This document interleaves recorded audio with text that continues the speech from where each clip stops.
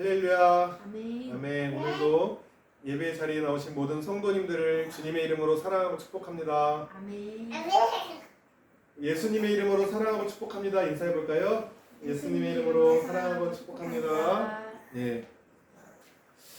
오늘 본문은 로마서 8장 31절에서 39절 말씀입니다. 말씀의 제목은 끊을 수 없는 그리스도의 사랑이라는 말씀으로 은혜를 나누겠습니다. 오늘 본문 31절에 이 일에 대하여 우리가 무슨 말 하리요? 이 일이라는 것은 로마서 8장 전체와 로마서 5장과 8장이 열거된 신자의 모든 축복들을 포함하는 일들입니다. 그런데 이 축복들을 하나님이 우리를 위하시기 때문에 우리에게 주시는 축복인 것입니다. 첫 번째로 무슨 축복이 있습니까? 하나님이 죄인된 우리를 구원하시기 위해서 아들을 아낌없이 주셨습니다. 그래서 우리가 주님의 생명으로 구원을 얻게 되었습니다. 이 구원의 복이 가장 큰 복이죠. 그런데 이 구원뿐만 아니라 우리 신자가 마지막 구원에 이르는 노정에서 모든 필요한 것들을 공급해 주신다라는 것이 우리에게 주시는 약속입니다. 그런데 마귀가 이렇게 참소합니다. 너의 마음 상태와 행실을 봐라. 네가 구원받을 자이냐? 이렇게 아무리 참소하고 정죄해도 이 구원과 축복의 사실은 변함이 없다라는 것입니다. 왜냐? 하나님이 우리를 의롭다 하시고 재판장 되신 주님께서 인쳐 주셨다. 의롭다 칭하셨다라는 것입니다. 우리가 오를 의자를 한자로 보면은 양자에 나아 내가 있습니다.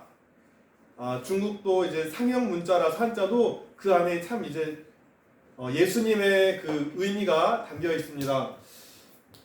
어린 양 아래에 있을 때에 내가 의로워진다. 참 은혜로운 글자입니다. 아무리 마귀가 고발해도 내가 어린 양 아래, 그 보혈 아래에 있으면 누가 우리를 고발할 수 있겠습니까?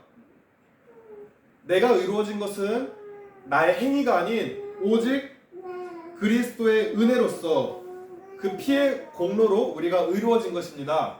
이것은 마치 이스라엘 백성들이 출애굽할 때 문 임방과 좌우 설주에 어린 양의 피를 바를 때에 장자의 죽음이 넘어갔듯이 우리가 어린 양 아래에 있다, 그리스도 안에 있다라는 말은 이런 의미입니다. 그런데 오늘날 예수를 믿으면 구원받는다라는 이 말이 너무 가볍게 여겨지기도 합니다. 나는 여전히 내 인생의 주인이 되어서 나의 마음대로 살아가면서 죄를 짓다가 죄를 지을 때만 의롭게 하시는 예수님을 찾고 마치 예수님이라는 무적의 카드를 내밀듯이 나는 내 멋대로 살면서 필요할 때만 의롭게 하시는 예수님을 찾는 그런 의미가 아닙니다. 진정으로 자신의 죄 문제와 구원의 문제에 대해서 깊이 고민하고 직면해 본 사람은 또 내가 진정으로 나 스스로는 이 죄와 구원의 문제를 해결할 수 없다라고 깨달은 사람은요, 이 하나님께서 허락하신 구원의 선물이 얼마나 감사한 일인지 깨닫게 된다는 것입니다. 그리고 내 실력과 내 힘으로, 내 가능성으로는 결코 얻을 수 없는 구원이라는 사실을 알고 감사함을 가지고 살아가게 된다는 것입니다. 비록 내가 때때로 연약해서 인생 살면서 죄도 짓고 또 하나님 보시기 기쁘지 않는 모습이 있다 하더라도 이전과는 내가 전혀 다른 삶의 태도를 가지고 구원의 은혜에 반응하면서 감격하면서 보답하면서 살아가는 인생을 살아가게 되어 있습니다. 그리고 이제는 주님의 의도대로 내가 나의 인생을 드리고자, 그리고 그렇게 살아갈 힘도 내가 힘내서 그런 삶을 살아갈 수 있는 게 아니라 내 안에 역사하시는 그리스도의 사랑으로 말미암아 그러한 삶을 살아갈 수 있다라는 말입니다. 예수를 믿으면 구원받습니다. 확실한 말입니다. 그런데 이 구원에 대한 말이 교리처럼, 수학 공식처럼 그저 알고 되뇌인다고 되는 것은 아닙니다.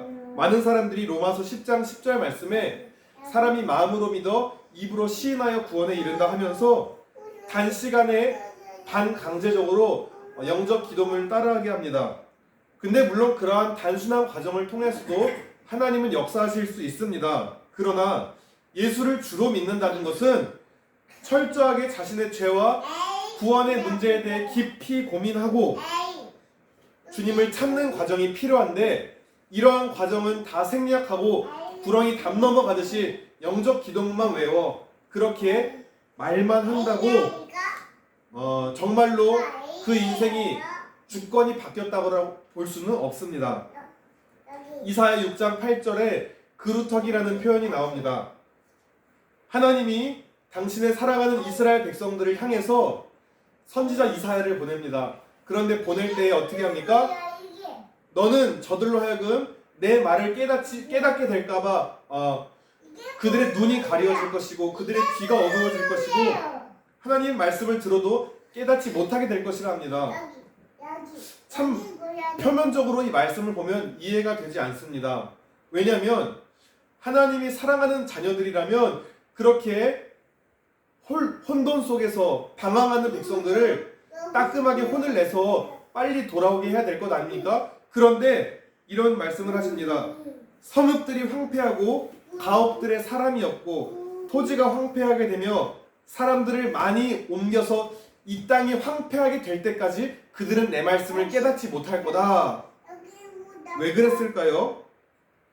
만일 이스라엘 백성들이 조금만 고난받고 아직 자신의 가능성과 자신의 의로움이 남아있을 때 하나님이 도와주신다면 그들은 그것이 자신의 힘으로 됐다고 착각할 수 있습니다. 교만하고 고집이 세고 불순종하는 이스라엘 백성들이 하나님께로 돌아오기 위해서는 철저하게 모든 것들이 황폐해질 때까지 하나님은 침묵하고 계셨던 것입니다. 그래서 나의 가능성이 다 끊어질 때에 그때 두 손 두 발 들고 정말 나로서는 할 수 없군요 라고 주님 앞에 나올 때까지 하나님은 기다리셨고, 그리고 그 다 밑둥까지 베어진 그 그루터기에서 그제서야 새 생명이 나온다 하시는 것입니다. 우리가 아직은 내가 그래도 남한테 그렇게 크게 나쁜 짓 하지 않고 뭐 그렇게 나는 괜찮게 살고 있어 라고 하는 사람에게 하나님의 이 구원의 은혜가 되지 않는 것입니다. 그래서 우리가 예수의 이름을 부르고 믿어서 구원받는다는 것이 그렇게 가볍게 여겨질 삶은 아닙니다. 그런데 이렇게 구원받은 성도가 이 땅 가운데 살아가면서 35절에 도살당할 양 같은 처지가 되듯이 신자로서 겪게 될 위협과 어려움들을 보여줍니다. 35절 38절에 이러한 어려움들이 나옵니다. 그런데 그리스도 안에 있는 하나님의 궁극적인 승리하심으로 그리스도의 사랑으로 우리가 고난 가운데서 기뻐할 수 있다는 것입니다.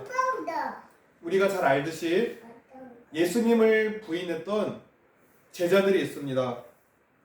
제자들도 3년 반 동이나 주님을 따라가면서 많은 것들을 보고 경험했음에도 이거는 아저씨가 되는 건데 자신이 위험의 순간에 닥치자 어떻게 합니까? 아저씨가 되는 건데 주님을 부인합니다. 그런데 이 겁쟁이 제자들도 부활하신 주님을 만나고 그리스도의 영 성령께서 그 마음을 장악하시자 이 겁쟁이 같은 모습에서 완전히 바뀌어서 담대한 모습으로 주님을 증거하다가 모두 죽었습니다. 그런데 이 담대함이 어디서 나왔는가? 이것은 우리가 알 수 있듯이 제자들의 겁쟁이였던 모습을 보면 알 수 있듯이 자신들에게서 나온 것이 아닙니다. 이 담대함은 모든 어려움 앞에서 우리를 사랑하셔서 기꺼이 자신을 내어주신 예수님의 그 사랑으로 인해서 그 십자가의 사랑으로 모든 역경과 고난을 이겨낼 수 있는 힘이 거기서 나왔다는 것입니다. 35절 말씀처럼 믿는 자들에게 닥친 환난과 고난, 핍박과 굶주림, 헐벗음, 위험, 칼, 그것들은 더 이상 그들에게 위협이 되지 않습니다. 왜냐하면 그들 안에 이제는 그리스도의 영 성령이 함께하고 계시고 그리스도가 우리를 사랑하셔서 자기 몸을 아끼지 않고 우리를 위해 내어오셨던 것처럼 우리를 사랑하시고 지금도 우리를 위해서 중보하고 계심을 알고 있기 때문입니다. 우리 주 예수 그리스도를 통해서 오는 하나님의 사랑의 힘으로 우리가 이 모든 환난과 죽음으로부터 이겨낼 수 있다는 것입니다. 우리가 누군가로부터 사랑을 받고 사랑을 주는 것은 너무 중요한 인생의 요소입니다. 특별히 우리는 그리스도의 사랑을 받은 존재입니다. 우리 잘 아는 찬양, 당신은 사랑받기 위해 태어난 사람, 이런 것도 있듯이 우리는 사랑받기 위해 태어났어요. 그리고 사랑을 주기 위해 태어났습니다. 우리가 살아가면서 많은 이들에게 사랑을 받고 살아갑니다. 어릴 때는요, 말을 못해서 표현을 못하는 것 같아도 그런 내적 치유 그런 이야기를 들어보면은 한 자녀가 물질적으로 너무 잘해줘도 삐뚤게 나간다는 거예요. 그래서 이 내적 치유를 받으면서 상담하다 보니까 어릴 때 이 자녀가 태아일 때에 원치 않게 임신을 해서 그 자녀가 생겼습니다. 그래서 자신은 그 태아가 뭘 알겠냐 하면서 이 자녀에게 너는 태어나지 말았어야 돼 라면서 이 아이를 향한 나쁜 마음을 가지고 있었대요. 그런데 그 어릴 때 아무 말도 못하는 그 태아가 그 어머니의 마음을 그대로 간직해서 자신감도 없고 또한 아무리 물질적으로 해도 채워지지 않는 마음이 있었다. 이것을 알고 그 어머니가 참 회개하게 됐다. 너무나 무섭고 놀라운 말입니다. 우리 인간은요, 의식이 형성되지도 않았던 그 순간부터 사랑을 받기를 원합니다.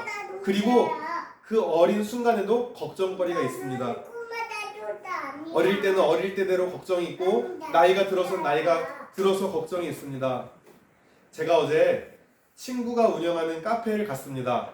그런데 거기서 그냥 가만히 있는데 뒤에서 누군가 얘기하는 얘기를 들었어요. 원치 않게 들었어요. 크게 얘기하시니까. 그런데 이런저런 얘기하시다가 갑자기 그분이 아유, 죽어야 걱정이 끝나지, 이런 얘기를 하십니다. 그분은 뭐 손주도 있는 것 같고 부족함 없이 사는 것 같은, 언뜻 듣기엔 그랬는데 뭔 걱정이 있는지 아유, 죽어야 걱정이 끝나지, 이런 얘기를 하시더라고요. 근데 이렇게 생각해 보면요, 저도 어릴 때는 어린 나름대로 친구 간의 관계에서 또 어려움이 있고요. 우리가 크면 학업에, 또 취업에, 결혼에, 결혼하면 또 육아에, 또 늙으면 노후 걱정에, 한평생 세상 사람들은 이런 걱정을 하면서 살아갑니다.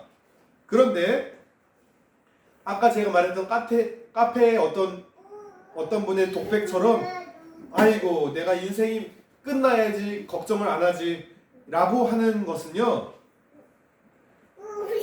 참 정답은 아닌 것 같습니다. 세상 사람들이나 일반적으로 걱정 근심 없는 하나님의 통치가 임하는 천국은 내가 죽어서만 갈 수 있는 죽어야지만 경험할 수 있는 곳이라고 생각합니다. 그러나 그렇지 않습니다. 이 땅에 살아가면서도 하나님의 통치를 받을 수 있습니다.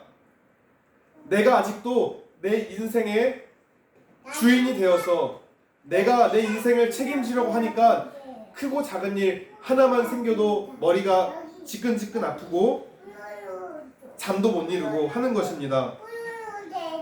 아담 안의 옛사람이 나는 십자가에 못 박혀 죽었고 이제는 내 안에 그리스도가 사십니다. 그리스도의 영이 새롭게 나를 인도해 가십니다. 이러한 삶은요, 이 땅에 살아가면서부터 하나님의 통치가 임하는 천국을 살아갑니다. 바울의 고백처럼 풍요와 빈곤에 상관없이, 외부의 환경에 상관없이 하나님이 그 마음을 다스리시는 인생에는 걱정이 세상 근심 걱정이 없습니다. 여기 바울도 감옥에 매여 있고 쫓기며 살고 매맞고 죽을 위기가 있는데도 고난 가운데서도 기뻐한다 라는 고백을 하는데, 이것이 이 사람이 정신이 나가서 하는 말이 아닙니다. 물론 예수에게 온전히 미쳐서 이런 고백을 할 수 있는 것이지요. 놔둔 거야? 고린도서 5장 14, 15절에 이런 말씀이 있습니다. 엄마가 이거 맞줘야 그리스도의 사랑이 우리를 강권하고 있기 때문에, 다른 번역으로는 그리스도의 사랑이 우리를 지배하고 있기 때문에 이제는 내가 다시는 자기를 위해서, 나를 위해서 살지 않고 우리를 위해서 죽으시고 다시 사신 예수님을 위해 살게 된다라는 말입니다. 그리스도의 사랑이 우리를 지배하고 강하게 권면하지 않으면 우리는 우리를 위해서 살아가는 정말 죄성을 가진 인간입니다.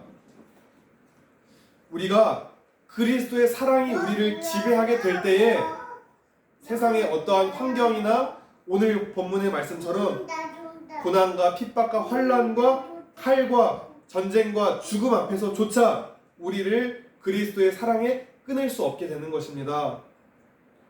35절에 우리 믿는 사람은 도살당할 양처럼 여겨집니다. 우리 주 예수님도 도수장으로 끌려가는 어린 양 같은 때가 있으셨지요. 여기서 바울이 시편 44편 6절에 인용한, 바울이 시편 44편을 인용했는데, 여기서 나는 내 활을 신뢰하지 아니할 것이라 내 칼이 나를 구원하지 못하리라. 어떤 사람은 이런 얘기를 합니다. 예수를 믿느니 내 주먹을 믿는다, 뭐 이런 얘기들을 어떤 분들이 하시는 것을 봤는데, 다윗은요, 내 칼이 나를 구원하지 못하고 나는 내 활을 신뢰하지 못합니다. 다윗이 돌팔매질도 잘하고 그렇게 연약한 사람은 아니었던 것 같은데, 자신의 힘만으로는 구원을 얻을 수 없는 것을 인정했던 것이지요. 우리가 그리스도의 사랑의 지배를 받지 않으면 크고 작은 어려움 앞에서 우리는 넘어질 수밖에 없습니다. 우리를 사랑하시기 위해서 하나님의 아들 예수님이 육체가 찢겨지시고, 이제는 예수님의 영 성령이 우리 안에 오게 되었습니다. 그런데 그 성령님이 우리를 온전히 지배하시도록 내가 나의 인생의 주권을 내려놓아야 합니다. 그때에서 진정한 평안이 임합니다. 하나님이 우리 삶을 지배하셔야지 그 사랑으로 우리가 모든 어려움 앞에서 넉넉하게 이기게 됩니다. 네, 말씀을 맺겠습니다. 이거 몸이에요? 예수님이 우리를 사랑하셔서 자기 자신을 내어주셨습니다. 그 사랑이 우리 안에 와 있습니다. 그런데 그 주님의 사랑이 다시 누군가에게 흘러가려면 나 또한 예수님이 육체가 쪼개졌듯이 내 자아가 십자가에 못 박히고, 이제는 내 안에 성령께서 이끌어 가시는 새로운 내가 되어서 그리스도가 주인 되어 살아가는 새로운 나를 통해서 그리스도의 사랑이 증거되게 될 것입니다. 내 안에 성령님이 있지만 내가 내 인생의 주인이 되어서 나의 뜻대로 살아간다면은 하나님이 일하실 수 없습니다. 그러나 이제는 내가 십자가에서 이미 못 박혔음을 깨닫고, 이제는 내가 사는 것이 내 안에 그리스도가 산다. 그리고 그 그리스도의 사랑으로 내가 감당할 수 없는 어려움도 감당하고, 우리가 가는 곳마다 그리스도의 사랑이 만나는 사람마다 가는 곳마다 흘러 넘쳐서 우리를 통하여서 생명을 살리는 역사가 넘쳐나기를 예수님의 이름으로 기도합니다. 아멘. 기도하시겠습니다. 하나님 아버지 감사합니다. 우리는 그리스도의 사랑이 아니면은 이거 꽃게야. 살아갈 수조차 없고 또 날마다 연약하여서 쓰러질 수밖에 없습니다. 그러나 굶주림과 환난과 핍박이 온다 할지라도 그리스도의 사랑이 하나님의 통치가 나를 온전히 지배하게 된다면 나는 그 모든 것들을 이겨낼 수 있음을 믿습니다. 하나님 바라기는 주님이 우리를 사랑하셔서 기꺼이 십자가를 지시고 성령을 우리 안에 주셨듯이 우리도 그 사랑을 받은 자로서 우리 자신이 십자가에 온전히 못 박히고 나의 주권이 온전히 바뀐 자의 인생을 살아가면서 아직 주님을 몰라서 죄와 사망의 권세에서 고통받고 있는 자들에게 그리스도의 생명의 사랑이 흘러가기를 원합니다. 하나님, 부족한 우리를 통하여서 당신의 사랑이 흘러가기를 원합니다. 성령님, 우리 마음을 주장하여 주시고 다스려 주옵소서. 감사드리며 예수님의 이름으로 기도드렸습니다. 아멘.